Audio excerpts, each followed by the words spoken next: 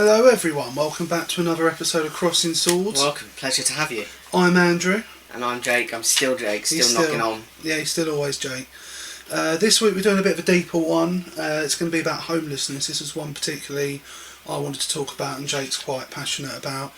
Ending it, just to be clear. Yeah, we're not passionate about increasing about homelessness. Yeah, we're not like, do you know what, these homeless people. About the plight of the homeless. That's what passion lies. So I think how it's sort of going to go, I'm going to throw some stats out there, Jake's going to sort of react to it, and then once I've gone through the stats we'll have a discussion about the root causes and then what we think is needed to tackle it going forward. Sounds like a plan, my man. Right, well, to start off with, in 2018, 320,000 people were recorded as homeless, which is a 13,000 rise on 2017, which is roughly a 4% rise. And I mean, I'm sure we'll get into it, but as the key words that you mentioned there were recorded. Yeah. And we'll get into it, but it's a really dirty issue between councils and the government. All of these stats, I read this huge report on homeless.org.uk. For 2017, they didn't have the full one for 2018 yet, was that only a handful of the charities that deal with it respond, not all of the councils respond, and when they do, the information is very spotty and at times unreliable, so very likely these numbers are conservative, if anything else. It's much They're definitely lowballing. No, it's definitely much higher. And on top of that, there's no stats for the hidden homeless. There's people who squat, there's people who won't be living in front of buildings and shops. This is it, and also what people in temporary accommodation, sheltered accommodation, technically they are without home. They have no permanent place of residence. Sheltered accommodation is included within homeless, just to be clear. But again, how many of those are being recorded? How many of those are being... Well, exactly. I mean, the majority... from what, and I'll go into it, is that the majority of help being given isn't by local councils, it's by charitable organisations. Well, local councils, and I was going to go into this later, but also it's one of the dirtiest things. It shows that we place our bureaucracy over our people and our skills or humanity. It's over our humanity, quite. That's the word. In that councils will frequently pay a travel fare to get them out of their region. To just get them out of their district. Well, the royal wedding, Meghan and Harry, it was well documented that they paid to get people out of Windsor, didn't they? And they'll quite happily pay the fare, and it's someone else's problem. And it's just one way. It's horribly dirty. It's horribly dirty. Yeah. No humanity. I know our local councils. No humanity shown at all. The worst region in the country is London, and South East London as well. But the fastest growing areas in terms of homelessness is the Midlands, Yorkshire, Humber and the North West. So far the government's put 1.2 billion to tackle the issue. Now that may sound like a lot, but when you stretch it across the entire country, and we're including Scotland, Wales and Northern Ireland, it's nothing in reality. And these figures, as I've said before, the people who have been in contact with either local councils or charitable organisations. It doesn't include anyone who doesn't have access to services. No one's going out spotting them and ticking them on a list, counting them up. No. And it's the other thing of the 1.2 billion, just touched on it, it's so cloudy. We've already spoken about the fact that we have no humanity. Yeah. That 1.2 billion, a chunk of it wouldn't surprise me to hear, and I'm making accusations now, I would admit that this is based on nothing, but it wouldn't surprise me to hear that part of that's going to hide the problem rather than deal with the problem. Yeah, you'll probably find a percentage of that is used as a budget for train tickets to get them out of and they'll consider that as being part of the dealing with the homeless issue. Yeah. Because they're like, well, you've given us a budget and we've reduced the homelessness in our area. And councils having to pay for bailiffs to get rid of squatters out of derelict buildings and things like that. Yeah, all of that so, I imagine is covered in the... And yeah, as mentioned before, these figures are collated by taking numbers from temporary accommodation, people sleeping rough that are visible in front of buildings and shops and whatnot, hostel numbers, but as said before, these numbers are very much conservative and lowballed. Definitely. What this means is that 1 in 200 Brits are either sleeping rough or in temporary accommodation, which is just... And you and I both believe that number is actually much higher. And as you can imagine, the worst demographic for people that are homeless are single people. because they are the lowest rung on the ladder. There's approximately 200,000 single people that are It's also the thing of financially together. If you're in a couple, you only need a one bedroom place, and you can pool your money to achieve that. Yeah. Whereas if you're single, you still need that one bed. 100%. But you're immediately doubling the costs. Yeah, and on any given night, up to 77,000 people could be experiencing homelessness. That's on top of the original number of people that are homeless. So like you or me being kicked out by family or whatever and not having anywhere to go, all sorts of circumstances. The ladder of priority I found out for local councils to house people, it starts off with homes with dependent children, pregnant women, and then caused by emergency. So, for example, people being affected by floods and, for example, the Grenfell I victims. wonder. Let's not get into the Grenfell thing. No. But I wonder. And this is just thinking out loud. Do you think the emergency people covered under emergency things? Do you think that includes people who are victim of domestic violence and domestic abuse? They would be. I would imagine from what I've read, they would come under the last section, which is vulnerable people, which basically describes single people. So if someone was a victim of domestic violence and have left their partner, they would, I imagine, go under that category. Fine. And more often than not, these people are turned away by their councils and end up having to go It's a very interesting to charities. It's a very interesting thing to me, the term vulnerable people, because first of all, it elicits from the more humanitarian amongst us, it elicits a picture of vulnerability. It pictures weakness. It pictures people who need help. Yeah. And I'm not saying the people above the list don't, but No. you think anyone that could be termed vulnerable would not be bottom of the list.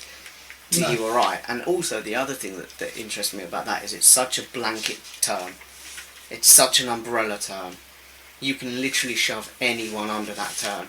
Yeah. And you can easily, especially if that's the bottom rung, you could easily pick any aspect of anyone's life and say, well, that makes you vulnerable, you get to the back of the queue. Yeah. But the one thing they didn't include in their assessment, and I've only learnt from watching things like If You Can't Pay, We'll Take It Away, are people who've made themselves what they call intentionally homeless.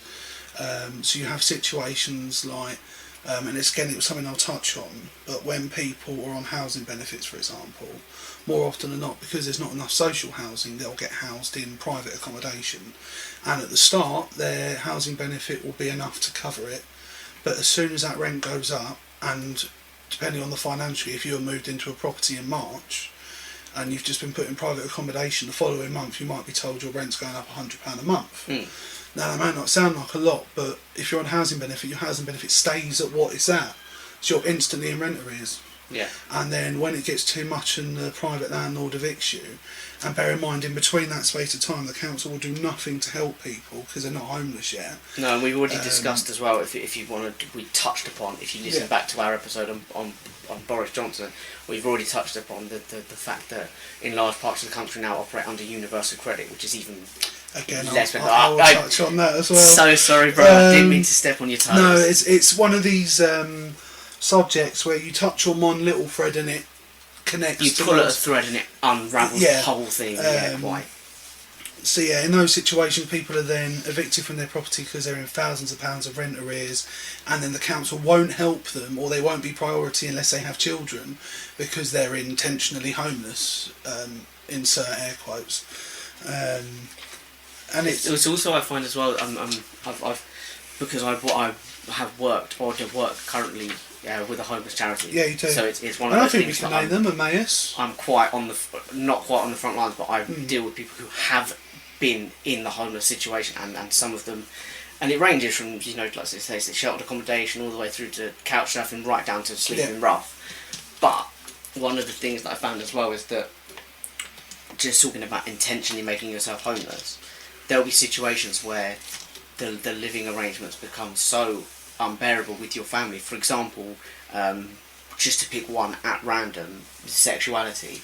You come out as gay, now the family's not come out and banned you, but They've made your life so it immediately unbearable. becomes an incredibly, really, and it's And damaging to your mental health. You can't live in that situation. And so you leave, but they say, well, no one forced you out. No, so you're intentionally homeless. So you've made the choice to go homeless, and it's stuff like that just makes me sick. And quite often in those sort of situations, it drives people to stuff like squatting. And originally I thought squatters were quite scummy, and I'm sure some of them can be. But having watched some stuff on squatters, quite often they're just very desperate people that have come together to look after each other and find wherever they can that's safe to live. No, and it's the thing that whenever I think of that making yourself intentionally homeless thing, with the stuff that I was sort of talking about, it always makes me think it's the clear difference between operating like a business and operating as a community, as people, as human beings, because in the business sense, you can say, yeah, you did make yourself. No one forced you out. You've now put us in a position where we have to pay you when previously we didn't. But then you look at it from the human aspect, and you say, well, in a country as rich as ours, you didn't make yourself up. You chose to benefit your own mental health, and it's very questionable. Another stat is between April 16th and April 2016 and March 2017. I was going to say, you're about to be really specific then in that 1 day gap. 115,580 people applied as homeless, because you have to apply to your council to declare yourself as homeless. And of that, 19,460 were deemed non-priority, which is about 17%. So they would have been turned away, and the only help they would have got is going to a charity. The council would have done absolutely nothing for them. Yeah, and the charities are... Overall, the charities are now in a position as well, again I say speaking sort of from experience, where they're having to prioritise because the number of homelessness is rising so much and so rapidly that more and more people are now applying, and the setup of a mayor's, just to give you a brief outline of how it works, is, and I had a thing, and I mentioned this in my interview actually, is that I always had this dream of if I ever won the lottery, like Euro million, proper money, not to mug off the 4 million or whatever the national lottery gives you, but proper money. I thought once I'd settled myself and set up a few dream careers here and there and a few projects, one of the things that I would do is invest in tackling homelessness, and that would involve a building community where, and my dream was to have a community where we take people off the streets, they live there, they're conditions free, but they're subject to random inspections, they have to be drug free, alcohol free, they have to be clean, or what is deemed a reasonably amount, they can't be messy hoarders, everything all over the place.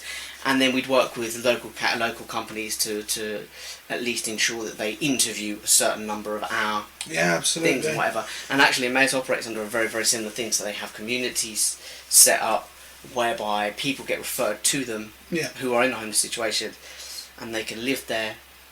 They get they get fed, they get a roof over their head, they get their travel money covered if they've got to go anywhere for to various shops and stuff, because that's the thing, is on the condition that they work 5 days a week. In the thing, they get holiday, same as you were right, and they get a small allowance of about £120 I think it is at the end of the month. That's in our Emmaus anyway, which is a London Emmaus. And then and I remember speaking to some of the drivers who were talking about it, and they're van drivers who's collecting furniture and stuff, and they always said they know people who work full time who don't have that much money left over at the end of the month after paying rent and food and stuff. And I'm not saying it's great money, it's not. No. But they're right. There are people who work full time who have nothing left at the end of the month. Who can't afford £120 at the end of the month. But anyway, that setup, and like I said, they're taking people on, and obviously they've got to think about a community aspect. So they've got to think about embedding people into a community, making sure it's not going to come in and disrupt it.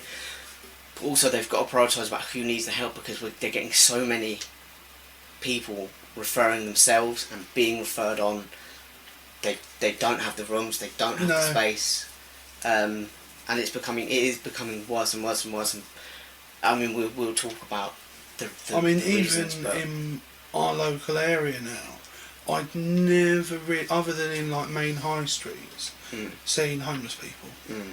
And this is the thing. This is just the rough sleepers that we're talking about. They're the ones that you can physically identify as being homeless when you walk down the street. I'm now starting to see some that are sleeping in residential areas in any space they can feel safe in it, and it's madness. No, I mean Ed Sheeran before he broke big. Used to sleep rough in New York. I wouldn't know he did, but what I was going to say is he wasn't at the stage of sleeping rough, but he was couch surfing. Yeah. He was literally hopping a few days at one friend, a few days at another, and it's that kind of thing of obviously he's big now and whatever, but he was homeless. He was homeless. And that's someone that's someone clearly identifiable in the media, who's directly experienced homelessness. Yeah. Now talking about services, in the country there's 1,100 and 200 projects for homelessness in this country. Now that can range from charities like yours, Emmaus. Or something like a little food service. Saturday Night Watch that do food nights for the homeless and sleep rough nights to raise money for them and things like that. And it's also including accommodation, day centres, all that sort of thing. In the country, there's 196 day centres, so they're centres that might be available to help homeless people perhaps write CVs or give them food, somewhere to wash and clean themselves up, all that sort of thing, that might have spare clothes. There has been a 5% decrease in accommodation available across the country for people. There's an 8% decrease in day centres. Bed spaces overall have decreased by 3%. Roughly 34,497 beds have gone. 39% of accommodations that responded to these surveys, which, like I said at the beginning, not everyone does have the resources to respond, because they're handling a lot of people and a lot of information, and they might not even have the systems in place to... because they're busy actually helping homeless people, rather than counting them and collecting the data. And 39% of the accommodations that did respond reported a decrease in funding. 38% had no change in funding, and only 15% had an increase. And with these accommodation services, 74% of them are needed to continue to offer support to these people even after they've moved on from living with them. So the job's not done just because they found somewhere to live. So it's It's not just all right, we've given them a bed. You know, it's so much more than that. And also, once people are in these services, it's not as simple as being like, all right, now we've written them a CV, they've got a job, let's find them somewhere to live. People using these services have serious barriers to moving on, and the main one is affordable homes. Yeah, no, absolutely, and I have to say that, and I'll say this again from personal experience, that with the Emmaus, they are fantastic at helping people move on, and they stay in contact afterwards if the people are willing to stay in contact and help them. And a lot of people who have moved on do come back and volunteer and stuff, which sort of shows you how much it helped them. It is, and for the people it works for, it really does work for. One of the biggest adjustments that people make to being in the communities is the 9 to 5 thing. It's the working aspect. Some people really struggle with that, and it means that unfortunately then they can't have a place there. Yeah. But what I was going to say is, in terms of the affordable accommodation, tangenting off, one of the most popular ways that people move on is through, there's a number of communities that are sort of like semi-retirement home. They're not semi-retirement, they're homes for people of a certain age, so 55 and over. Yeah. And there's a few places like that around, particularly around this area. There's a couple, and it's reduced rates. Yeah. Whether that's because there's an expectation from those communities that you can't work as much when you're, but whatever. Anyway, and one of the most popular ways that people do move on is by waiting to hit the 55 mark. Really. And then, because it's cheaper accommodation, they can actually afford it and they can actually move on. But it's not the only way people do get out, other ways, but it's one of the most common, I would say. And also, with all these figures, they gave a graph of what groups were giving the most information, like the share of the pie, so to speak. The largest was the charities, despite not having enough resources, were giving them as much information as possible. The lowest was a private company, which they didn't want to name for legal purposes, that deals with homelessness. The second worst was local councils. Yeah, local councils really don't want to tell you about the homeless problems. And as you said, they want to move it on. They want to be... They don't want a part of it. No. And now on to funding. In 2017, they put 139 million additional to the budget to tackle homelessness. 20% of that went to the private sector. 20 million, sorry, went to the private sector, and only 28 million went to the three worst areas to pilot new housing. And 28 million is not going to go anywhere. That's shocking. Housing services had a 21% decrease since 2010. In real terms, that means a 59% reduction in housing related support. And only a quarter of services that give accommodation have 10 beds or less. So that means the rest will be less than 10 No, beds. and look, I will say, it's not to, just you mentioning the year 2010 there, not to turn this into some kind of Tory bashing thing or make out that before, under Brown and Blair, that there wasn't a homeless issue, and of course it was rising even then, but a big part of what the Tories did was, and as I've mentioned it now because you're on to funding, was cut funding, and not specifically for homelessness, but for one of the biggest reasons, one of the big contributory factors in the rise in homelessness, or the rapid rise in homelessness, is the cut in funding, or the drastic cut in funding of mental health services that were undertook by the Tories. And of course that means that, and that just doesn't include high priority people with, schizophrenia and BPD and all that kind of stuff. It's even little things like, people with depression. You miss days of work. Yeah. People with depression, and then if you're missing days of work, you're missing money. Yeah. And this is one of the things that someone, a potential partner of the charity, once told me, and it stuck with me as something that I now tell members of the public and stuff, in terms of helping the plight of the homeless. Although ironically, this guy was very well off, lived in a lovely little mansion out in the. I've been to his house. I was like, I don't think you'll. He's saying this line, I'm like, I don't think this applies to you at all. No. But it's a lovely line. He just said the biggest draw to him personally as a homeless charity, to help homeless charity, is that we're all only ever one paycheck away from homelessness ourselves. Absolutely. And okay, maybe some of us, because the majority of the country are working class or upper working class, in which case, okay, maybe you're 3 or 4 paychecks away. Yeah. But you're only ever. You're not far. You're only not a few far away months from homelessness yourself at all. Absolutely. And that's the other thing, I think, because when I started working with the charity, a lot of you did get a lot of resistance of people who just thought homelessness was, people are homeless because they're drug addicts. People are homeless because they've got, mental health issues, but severe mental health issues, and you're like, that's not even close to being the case. Some people just, have just been really unlucky. They just lost their job, and they couldn't find it. They just couldn't find another one because the job market was decreasing. There were fewer and fewer jobs, and in that time, they weren't able to pay their rent. They weren't able to pay their mortgage, and they were put out on their home. The LGBT thing, especially now with the rise of the far right, it's more and more. Before it was a little bit like, well, even if I don't agree with my LGBT child, I can't kick them out because everyone will judge. And now they're like, no, I don't care if they judge. Some might even agree. Some might even get on my side, and they'll happily kick them out. And all these things that can cause homelessness, and it's there's a lot of it caused by the lack of funding. Absolutely. So a couple more stats.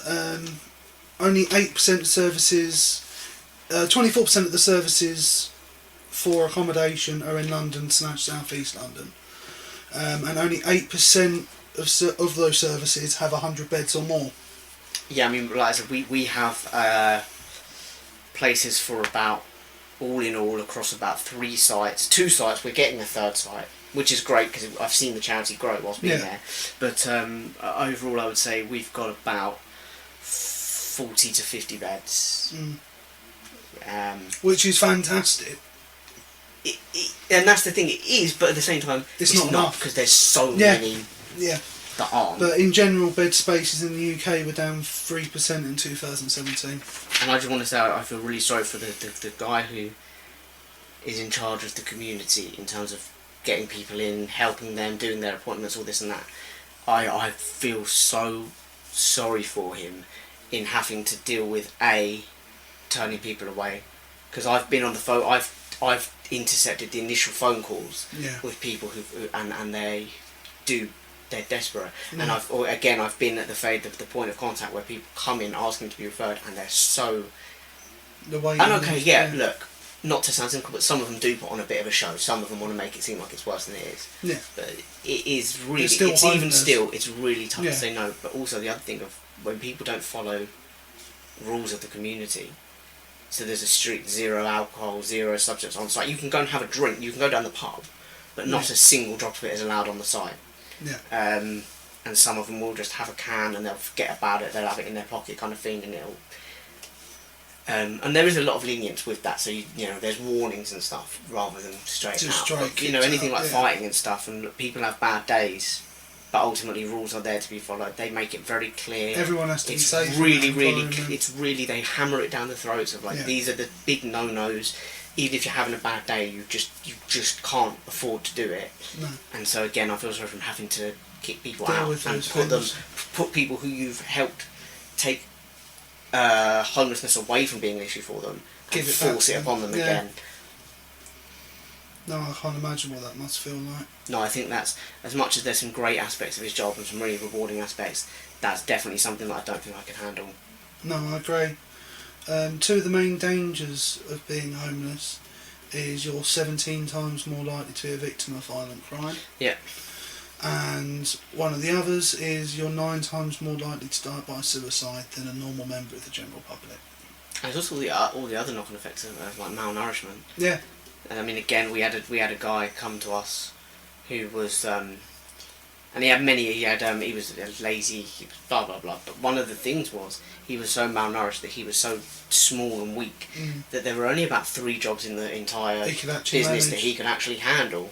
And even then, for the first bit, it was on a part-time basis. Yeah. Whilst they Built him fed up. him and built him back up again. Yeah. And it was fantastic to see the turnaround in him, going from being this lazy guy that couldn't do anything to this lazy guy that wouldn't do anything to actually I'm not going to call him like a model employee, and he wasn't one of the hardest workers by any stretch. No, but he's he massively pulled his weight. improved. Yeah. He started pulling his weight, and it was a big improvement to see. And then unfortunately, he got in a fight and got turfed out. That's a shame. That is a real shame. Yeah. But it just shows it, the knock-on effects from having been homeless. I think it must put people on edge because they're just constantly afraid. So even when they're in a safe environment again, it won't take a lot to set them off. Mm. Now, if we talk about some of the causes of homelessness, lack of affordable / social housing, as we mentioned before. As I imagine most people know, or if they don't, there is a serious housing crisis in this country. And even in our local area, they've converted this huge industrial estate into housing. But private housing, but it's private housing. Yeah. Now, I can imagine the council probably would have negotiated a percentage to be social. I don't think they would have. But even if they did, you're probably going to look at what? 5, maximum 8%? No, that was the thing. That we're talking about laziness. There is a homelessness issue in our area. Mm. There are lots of people who aren't just sleeping rough, that are still living with parents or whatever, or Yeah. families that aren't their own families, and who are in desperate need of affordable housing or social housing. And then this great big plot, and it is a huge plot, Yeah. gets converted into flats. So, you know, multi-story, not big high-rise towers, No. but 3, 4, 5 floor, 4 or 5 story buildings. Yeah, I believe it's enough homes for 4,000 people. And yet, it's all going to cost you £250,000 Oh, absolutely. and upwards. I actually have a family friend, her daughter's, who works for the Met, I believe. So she'll be on a decent wage, could only afford to buy a percentage of a property that they're selling there. So she's not even going to be able to own a full. No, and this is the other thing that I want to sort of talk about and touch upon, because it's something that's quite personal to me, because I've only ever worked lower wage bracket jobs. Yeah. Bottom of the barrel kind of shit. And I work full time. I'm talking, okay, not the hours you do, but I'm talking anywhere between sort of minimum 37, 38, upwards to about 45. And I like that's not quite the bracket you're doing, but I would be working that's roughly what I do now. And in all that time, I was never able to afford to live on my own, even in some, you know, little place. And what I'm talking about when I say on my own, and okay, because you're saying, oh, I'm being picky. What I say when I want a place on my own, I want my own kitchen facilities. and my own bathroom facilities. Yeah. I could never afford that. No. You know, not if I then wanted to eat. And even then, even when I sort of, even if I thought, oh, if I take on another job, like a couple of days, you know, do the weekend or a couple of nights here and there, I might be able to afford it. It's like, well, then I'm working all the time. Yeah. And what I still don't have any money for is life. Yeah. I still can't afford to go and to you the wouldn't cinema, have the time, or you know, out for a meal once in a while. And you wouldn't have and the I wouldn't time. have the time anyway. No. And it's like that. I'm sorry, but in a country that considers itself a first world country, that should not be the case. Anyone who works full time should be able to afford to live. Yeah. And I'm not talking luxury, not multi-bedrooms. No, just have a basic habitable place to live. Place to live that involves their own Yeah. use of toilet facilities and Couldn't agree more. kitchen facilities. And I think it's an absolute joke that's not in this country. And I think it's one of the things that it's one of our blind spots in the whole. Great Britain is great, and it's like, it's not. People are working full time, and lots of people, I'm not the only one by any stretch, people are working full time and cannot afford to support themselves and live. That is not a first world country. Yeah, no, I agree.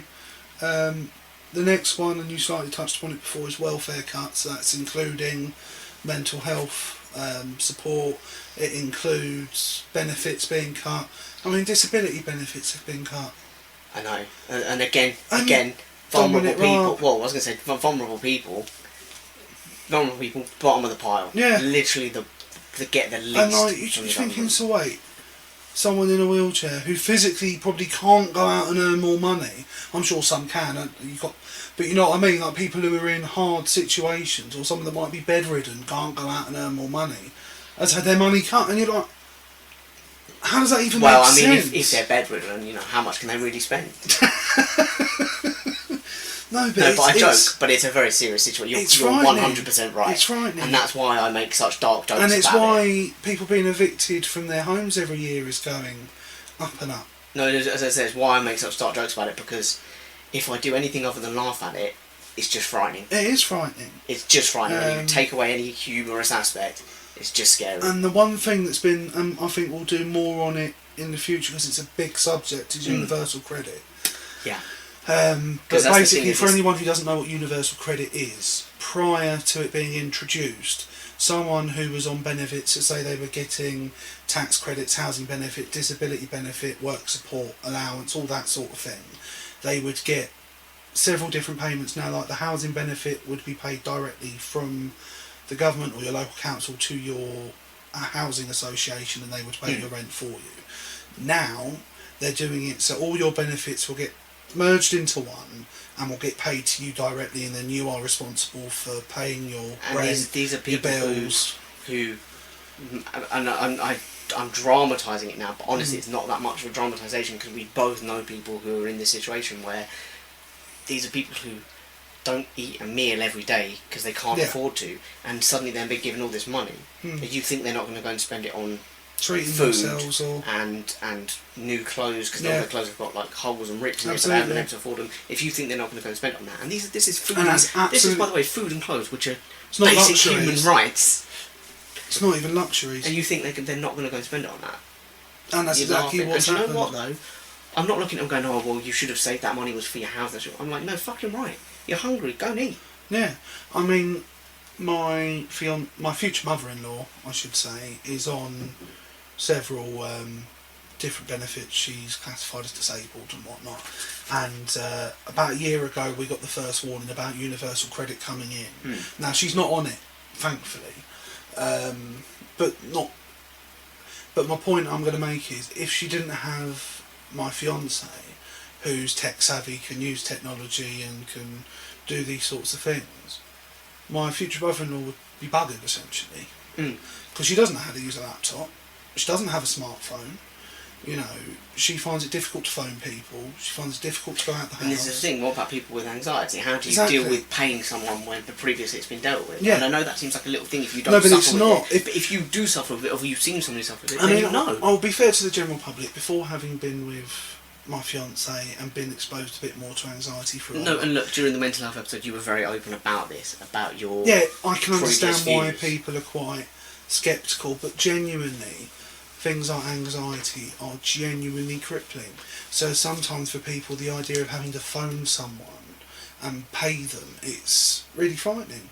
No, absolutely. And also, you've got the vulnerable, and again, this vulnerable people, this blanket. Some of those vulnerable people are going to be people with mental disabilities, like who fall at various places on the autism scale now, or on the spectrum rather. Now, some people are obviously very high functioning people on the spectrum, but some are not. Some are not physically capable of handling those responsibilities, and that's why they're on the benefits, because they don't have the capacity to handle the responsibility of full-time work and of handling their own finances. I know it sounds cruel, but and also just in general terms, we aren't raised, and it's one thing me and you have spoken about, not on the pod before, but in general, is that we aren't educated to handle our finances. No, and we've said this before. I mean, we briefly talked about. You know, like, to be honest with you, I thought about getting a credit card. I don't know the first thing about credit cards. Well, interestingly, just to go into it, I recently have. Now, I've been meaning to get one for about 4 or 5 years. Yeah. But I recently sat down, looked into what the best one. I immediately knew there were about 2 or 3 companies that I wanted to go with, just because they have the best reputations, they offer the best coverage and protection and insurance. And I did get one, and I've switched all my. Because I know I'm not going to be using it to get big loans or pay people off. I'm literally just using it to build my credit score, and that's it. Yeah, absolutely. So what I'm doing is I'm putting things like Netflix and stuff have gone straight on the card. Well, the thing is, the reason I thought about getting one before I'd have never even considered it, I watched a Google summit where they had the guy from Catch Me If You Can, Frank Abagnale Jr. Okay. And obviously he's a credit expert. Having been a credit fraud in the past. It does make you good at it, make you knowledgeable. The worst invention on the planet is a debit card. He says you're liable for every penny that's on that debit card. Well, this is it. Whereas with a credit card, so like he said, for example, before I got a credit card, I got scammed for $2,000 from a petrol station. Okay. He said it took 4 months to get my money back. In that time, I still had bills to pay, kids to feed. He said I was absolutely ruined. He said 5 years down the line, I have a credit card. Someone scams that for $10,000, I'm not liable for it. And here's the thing, let's just touch upon it quickly, just bringing it back around to the homeless thing, and the fact we're all a paycheck away from it. Yeah. I don't know the exact statistic, but I watched a thing recently, a report on scammers. And the problem is, scammers are so great and convincing now, and I'm not saying, but what I'm not saying is, you're a fucking idiot falling for a scam, because they're so believable and they're so easy to fall for. Yeah. But if you send it by direct debit, what they call is, I think that it's pushing the button, or it's a term like that, where they've said the second you push that button, as you said, you're liable, you chose to send that money, but you do it through a credit card, you're covered and you're insured. Yeah. So they say, do every online payment, anything like that, do it through a credit card. Yeah, so what? But let's say you've been scammed. Yeah. Whose fault is that? I know, okay, you can say, well, it's your fault because you got scammed, you're an idiot. But let's say you got scammed, and it's a really convincing scam, and you're not in a great place, you're very busy, you're very brushed around because you're working full time, whatever, and now you're, like you say, you're someone's taken all your money and you're now potless with bills to pay. Yeah. Whose fault is that? And now then that person is at risk of homelessness because of what? Absolutely. Because they fell victim to a crime. Yeah. They were a victim of a crime, and now they're going to be if a victim of homelessness. If someone was mugged, you'd feel sorry for them. Yes. So, if someone mugged them and took all their money, it's exactly the same thing. You go, well, it's not their fault. They were a victim. Well, exactly. 100%. But anyway, sorry, we no, digress. It's alright. The next one was sanctions on people with benefits. So one of the things... again, we touched on this in the Boris Johnson thing. Episode. Is people being punished for not hitting certain criteria when they're on benefits, things like job seekers, disability benefits, and it's really unfair. I mean, I'm sure there are some people that abuse systems. Yeah, but again, it's being run like a business. Somebody in an office decides you've broken a rule. Yeah. Stops your money, and then it takes months to resolve. And also, sometimes you've not even broken a rule. No, and that's it. And even if they can't, and this is something we said in the Boris Johnson episode, even if they come back months down the line and say, do you know what, our bad, we fucked up, you actually did nothing wrong. Well, that's months that you've not got any money, and they don't pay it back to you. They don't. No. They don't see because they're like, we had reason to believe that you. I don't know if I mentioned this in the Boris Johnson one. I listened to a woman called Jack Monroe, who's famous for having done poverty cookbooks, and Okay. she was penniless, nearly homeless, had a child to feed, and she talked about how she'd get a letter through from her local council saying they'd stopped her tax credits, and she'd phone them and they wouldn't be able to tell her why. There was nothing on. There was no reason. They just stopped it, and she said it would take months for it to get reinstated, and then it would happen again. And she says, and in that time I've accrued hundreds of pounds of debt. And she says, I know £1,000 might not sound like a lot, but when you've got nothing... No, but £1,000 isn't, like, to you or me, £1,000 is a lot of money. No, it is, 100%. So yeah, and then you've got homelessness sanctions. So when someone's homeless and they're trying to get help, they'll get denied it if they don't do certain things, if they miss an appointment. If, like, for job seekers, they'll get punished. And here's the thing, so just a quick touch on it, you're getting punished for missing an appointment. This is a person who has potentially sleeping rough, has no place of residence, has a very disrupted life, clearly. Yeah. Now, it's all well and good saying be there because you're like, well, they've got nothing else on. But let's go back to an earlier point we made where the council move you on, you're sleeping rough and they move you on. Let's say the council paid for you, moved you on, or the police very much encouraged you to move. How are you now going to get back in time for your appointment? Yeah. Because you haven't got the travel money to get back, so you've got to make somewhere. You've got to hitchhike or steal a ride, or you've got to. Do you know what I mean? It's like. And remember, homeless people don't have access. Like for example, they're looking for a job. Phones. They don't have a phone. They don't have access to CV making facilities. They can have an email address, but they don't have access to And they access basically said the job email. centre was completely useless. One of the things I was reading was that quite often when homeless people turn up to the job centre for help, no one's told the job centre they're homeless. Like there was this one, and then it causes problems. They go, well, we need these details, and part of that is an address and whatever. It's like, well, I don't have a. He'd been sent to the job centre by his local council. I think that's not the same interview. And the local council hadn't told the job centre that he was homeless, and then the job centre refused to help him. He then goes back to the council. They've said, well, the job centre said you didn't do what you needed to do. And it was all ridiculous. Another thing is outsourcing. Our country and our councils outsource the work to private companies, so it's just run like a business. So we're treating people as numbers on a sheet of paper rather than human beings who need help. And here's the thing, not to make it too political or anything, but if you think that when Brexit hits, certainly in the initial period, that won't get worse, that we won't be treated more like numbers than people. Yeah. I mean, for me, I know I've sort of talked about improvements I think are needed, having taken advice from what I've read, and one of the big ones for me that I sort of thought about was, I think the control of the resources for tackling homelessness at a council level should be given to charities with a track record with excellence of tackling the issue. So the local council for one of perhaps your Emmaus communities should be given control over maybe only a percentage, but some of the funding available, rather than the council having control. And here's the thing with the Emmaus thing. Part of the thing is that you have to sign off housing benefits, but the charity claim housing benefits in your name. Yeah. So they get the money from the housing benefits. Okay. Obviously that's not what some people are ineligible, and there are ways around that. No.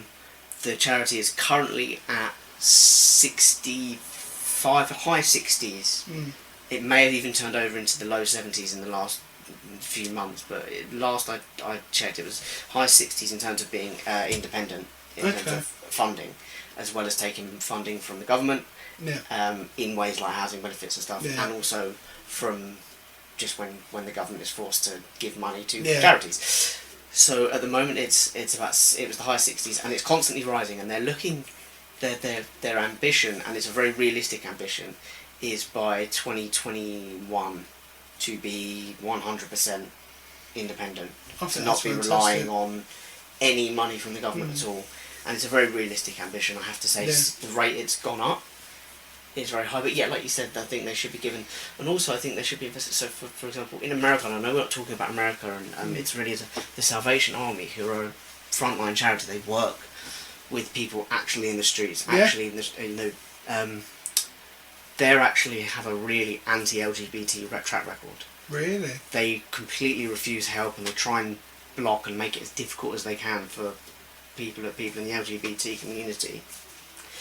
And so for me, charities like that should be the opposite. Rather than being given the money and encouraged to go and help more, Yeah. we should be trying to make sure that people aren't as reliant on them. So we should be offering more alternatives. Yeah, absolutely. And I'm not aware of it being as much of an issue here in the UK, where it's more of a charity than it is a religious charity. It's obviously a religious charity, but it's more charitable than religious. Yeah. Whereas in the US, it's more religious than charitable. Yeah. And therefore, it is quite. I said it does have quite an anti-LGBT thing. Yeah. And as we touched upon, one of the causes for homelessness is that discord between an LGBT person and an anti-LGBT family member or unit. Yeah. Yeah, absolutely. The other is obviously investment. There's nowhere near enough money going into tackling homelessness. And I know it's very easy to point at stuff like this, but when you look at companies that make a huge amount of money out of our country that pay next to nothing in tax, and you think that money could go to things like the NHS, like funding the welfare cuts to put them back up to where they should be. I mean, another thing that I found was really disgusting was finding out that this temporary accommodation that they're giving people, they're converted office blocks, a lot of them. So they're rooms that are about the size of a bedroom that are supposed to fit a family, that basically has a toilet in it, a tiny little kitchenette and one bed and maybe a sofa, and they're expected, like, I've seen a video where a family of 6 were having to, and they're in it for sometimes a year to 2 years before they're rehomed. Well, I mean, Grenfell was a while ago now. And there's still people that live in hotels. Have not been, yeah. Yeah. Now, actually, around the corner from where we are right now, there's a gentleman whose family home, a woman drove through the front of it. And obviously it's a council house. The father... I don't imagine that's why she drove through it, though. No. Like, fuck the council. She basically was an American. I think she got confused in the car. Instead of hitting the brakes, she hit accelerate and just... went. Right, that's not confusion, that's retardation. There's a huge... It was a shit drive, basically. Sure. So, you can't be... That's really he missed the being Americans. killed by about 10 seconds. Now suffers with because he was in his downstairs toilet, and literally within seconds of having left that toilet, the car had gone through. What a way to go, Jurassic Park style. And so him and his family have been out of that property for, he said, over a year now. They're living in a hotel, have done for a year. But again, it goes back to the thing of... Now the council pay for the hotel, they've still got to pay their rent. Yeah, exactly. They're paying rent on a property they're not even living in. It goes back to, again, it comes back to, they're victims. Yeah. Now they're double victims, because they're victims of something that's caused by the fact that they were victims of in the first place. My fiancée used to live next door to him, so she's known him since she was a baby. And we were chatting to him, and I said, so like, what's going on with your situation? He said, oh, we're still paying the rent on it. I was like, other words, so you've been out of it for a year. I said, it's not like you caused a fire there or something and it was being rebuilt. Someone drove into your house. So and what you're it is, paying it's like, for it. It's a world apart from, for example, my dad bought a motorbike when he was a lot younger. Yeah. Crashed it after about a week. Yeah.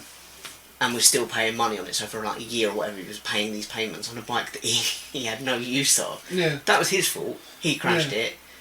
Having chosen to pay the way he paid. Oh, he could only afford that way, but that's his...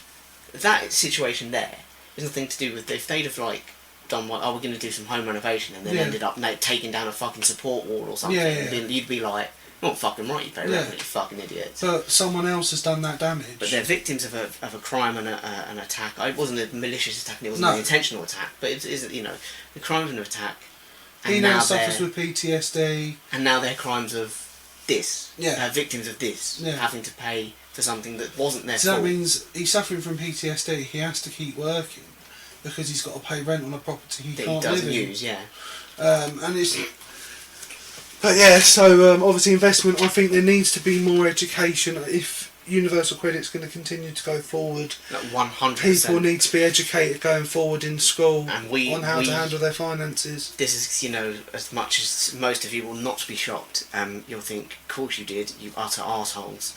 But we briefly considered perhaps pursuing a career in politics. Yes, we did. And founding our own yeah, party. look, ultimately you're all going to be like, yeah, of course you did, dickheads. You're exactly the kind of people that would. But one of the big things that we both agreed on, it was that we were was educational reform. Was making life basics, values mandatory. Yeah, fundamentals of living. They're becoming more and more. Yeah. But even now, they're still not quite there. I mean, still if you look at the amount, world and don't know what they're doing, particularly probably males that go into being self-employed, having to handle their own taxes and things like that, that would have had no idea how to do that and have had to learn, and might have got themselves in trouble, fined, whatever, because they weren't taught at a young age how to handle finances. Well, I know someone who genuinely didn't understand the way that you pay taxes. Was self-employed, and ended up about £5,500 in debt over a sort of like 4-year period or whatever. £5,500 debt because he wasn't paying enough tax. Yeah. And it was genuinely, it wasn't like a deliberate trying to skip tax. I'm trying to skip it. He genuinely thought he was doing everything to the letter fine. Yeah. And so when they audited him and pulled him up on it, he was like, had no hiding it at all. He was like, yep, no, there's the money I've had coming in, there's the money I've given to the government, and they were like, well, that's not enough. He's like, what do you mean it's not enough? And but no one tells you that. No one tells you. But also, that's a failing of the government, in my opinion, or HMRC, leaving it that long till he's that bad a position to deal with the situation. Yeah, no, absolutely.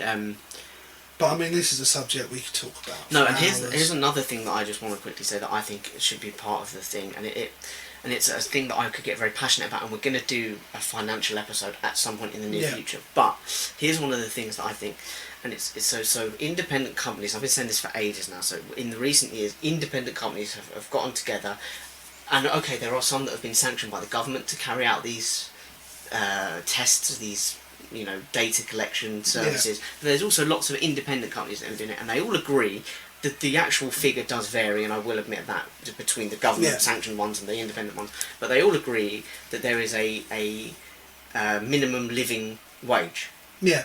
An hourly rate that if people working, I think it's 35 is the figure, but 35 hours a week, have to be earning at least this to be able to afford to live on, to be able to afford to pay rent. And it obviously it's higher in London than it is out of London, higher in Manchester than it is out of Manchester. But they have to be earning at least this on an hourly rate to be able to afford to feed themselves, to live somewhere with a roof over their head, and to commute to and from work, kind of thing. So if we all agree that there is a national living, a minimum living wage, why is the minimum wage not the same as that? Why is there a minimum wage that differs from that? Yeah. How does that make any sense? Because surely the idea of a minimum wage is to ensure that people are able to live on it. Yeah. And we're saying, well, there's a living wage and there's a minimum wage and there's a difference. Yeah. That is, again, that makes me laugh at the fact that we consider ourselves a first world country. Well, 100%. So for me, my point was, if we all agree there's a living wage, the minimum wage has to be risen to meet that. Yeah. And it has to be evaluated every year, because every year the prices of everything goes up. Rents go up.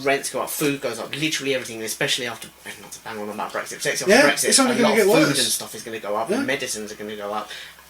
Therefore, the living wage has to be reassessed, and if that rises, the minimum wage has to rise. I mean, the genuinely frightening thing that people aren't listening to is the food warnings. Yeah. Is that if you believe Boris Johnson that we're going to leave with no deal, come hell or high water, October, there's going to be a food shortage. There is legitimately going to be a food shortage, because the influx of food will literally stop, and the majority of our food, until we can agree a tariff, no one's going to be sending food over here from all across the European countries. No one's going to be sending anything over here, particularly food, because they don't know what the tariffs are going to be, they don't know what the charge is going to be, they don't know how much they're going to be allowed to put through. So until all that's agreed, like the advice which by the way given, comes with a deal, and this is from the heads of all the major food retailers.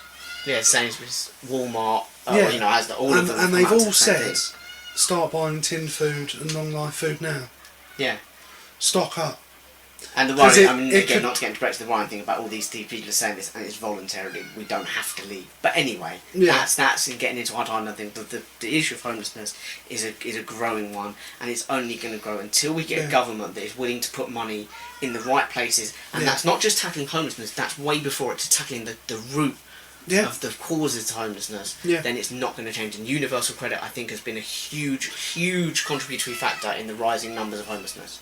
And for me, there has to be investment in just everything across the board. Education, and that's it, going to the roots. Start early. Teach people how. I know it sounds like a dumb sentence to say teach people how not to be homeless, but it'll teach people how to live their life in a way that reduces the risk. And now I'm sounding like a politician without committing to anything, but you're teaching people to live their life in a way and conduct themselves in a way that reduces the risk of homelessness. And for me, and this might sound a bit tin hat-ish, but for me, one of the reasons they don't do it is because if we're able to live our lives independently, and apologies for the kids screaming in the background. If you can hear that, that's our bad. That's their bad. That's their bad. I hope they end up homeless.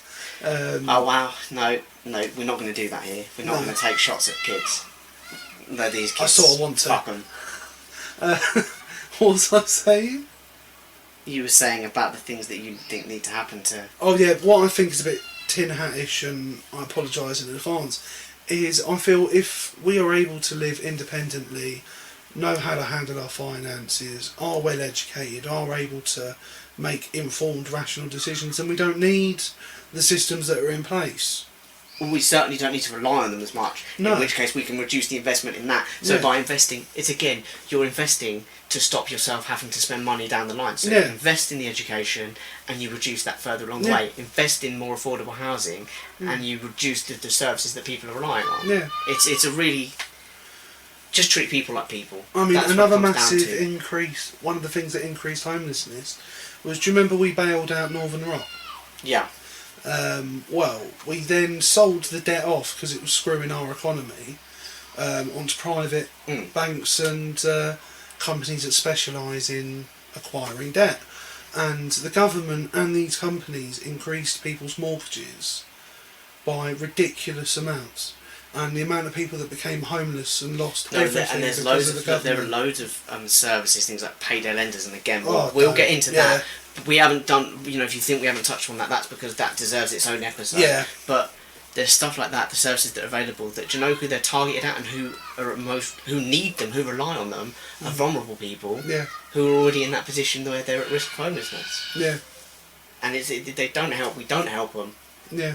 And like you said, we don't help them, and then when they're in that situation, we treat them like numbers rather than people. Yeah. And we all look at them like they're disgusting reprobates that we should keep well clear of. I hate going to central London because it breaks my heart seeing the amount of homeless people. I don't often carry cash around with me, but I always do when I go to London. Because you want to give a little. Because I like to give a little bit out. Well, I remember when I was about probably 8 or 9, I remember giving my lunch to a number of homeless people, like along the Millennium Bridge. Yeah. I would walk and I gave like my chocolate bar to my sandwich to one, my chocolate bar to another, and my crisp to another. I have to say, I am impressed you gave that food. Yeah, quite. No, but look, here's my final advice: have a little Google about some reputable charities, and just do it, because it doesn't have to be financial. Obviously, money helps. Yeah. It doesn't have to be financial. Go and volunteer for like a couple of hours here and there. And honestly, it makes the biggest difference to helping these businesses operate. Also, do things like find out what local supermarkets have food donation bins. Don't give them to your local food bank. Give them to charities in your local area. Yeah, definitely. Who are giving them directly to homeless people. If you live in the Carshalton area, go into the co-op in Carshalton. There's a food bank. Because in terms of the council thing, not to sound tin hatty or whatever, but I've seen a bloke pull up in this lovely little Mercedes, stack up, and there's not a single thing about the way he was acting, the way he was, that made me think, oh, he's taking that to give to someone else. It's like, that is all for him. That is how he's staying rich. And go to your local food bank, and if you live in the Carshalton area, if you're listening to this, go to the co-op in Carshalton. They have a food bin at the front of the store for Sutton Night Watch, which is an incredible... They've just got registered charity. Great. That do soup kitchens for the local homeless. They want things like sweets, high sugar sweets, drinks that are high in sugar, sanitary products for women. Yes, sanitary products, and that's another thing that we should touch on as well, is the fact that there's tax on sanitary products. Yeah. That are literally, the people need them. Yeah. And we're going to put high tax that it's like, but again, that's a whole other episode. Yeah. But yeah, go donate to those charities and stuff. And also, Don't give it to you. And also, the reason I don't give to my local food bank is because I found out off of someone who worked for a small local charity that the food bank had a surplus of food and they were starting to dispose of the food. Yeah. Because they had give it to the smaller charity. Yeah, anyway. Here's the other thing also. Do you know what also is really going to help? Is you rate this podcast. Absolutely. If you share it, share the post, share a link to it. Yeah. Every time you hit the like button and share button, a homeless person gets their wings. And also, I want to know this as well. Tweet us at Swords Crossing. If you do, off the back of this, decide to go and give either a bit of money or a bit of time or a bit of food to a charity, tweet us at Swords Crossing. Let us know what charity you did, and also by doing that, we can then share that on and encourage other people to do the same and follow your footsteps, and you can lead a great revolution. So one of the charities I'd like to give a shout out to is Sutton Night Watch. I've mentioned them a few times now. They work in our local area. They are absolutely fantastic. They want to buy their own, I don't know if they've achieved it yet, their own London bus that's purple, because that's the colour of their charity. Right, okay. Because they like to give people somewhere to come that's warm, have something to eat. And I will give a shout out to one which is a great one to do in terms of the front line stuff, and they're always looking for volunteers, particularly around Christmas, is Crisis. Crisis are a great frontline charity that deal with homeless, rough sleepers on the streets, people who are in need of food and accommodation, and they're really, really good at it. Yeah. They're a fantastic group of people. The volunteers that I've worked with them, because we work in conjunction with them, and also Crisis, they refer homeless people onto us, so they actually find the people who they think would benefit the most from it, and they refer them on to us. They're one of the big referral systems, one of the bigger people who do refer.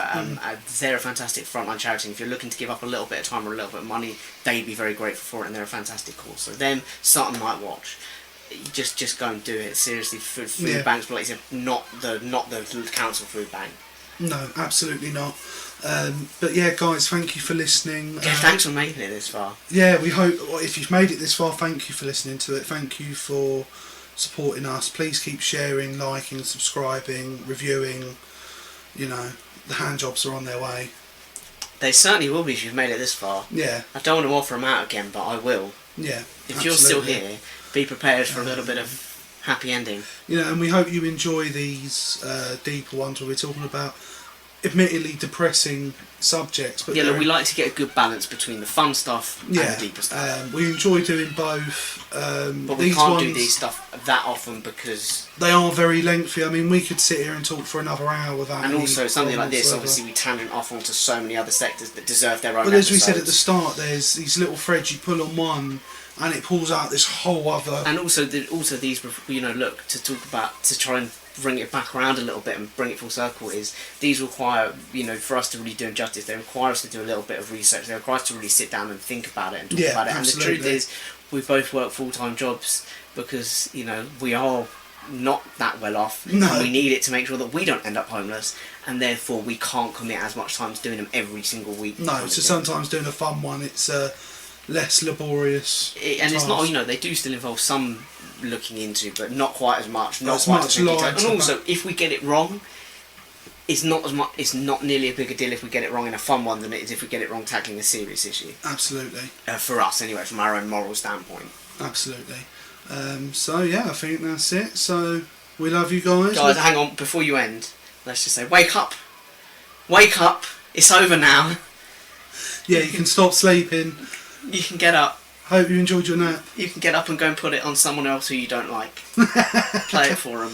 And we will see you next week. See you next week, guys. Bye.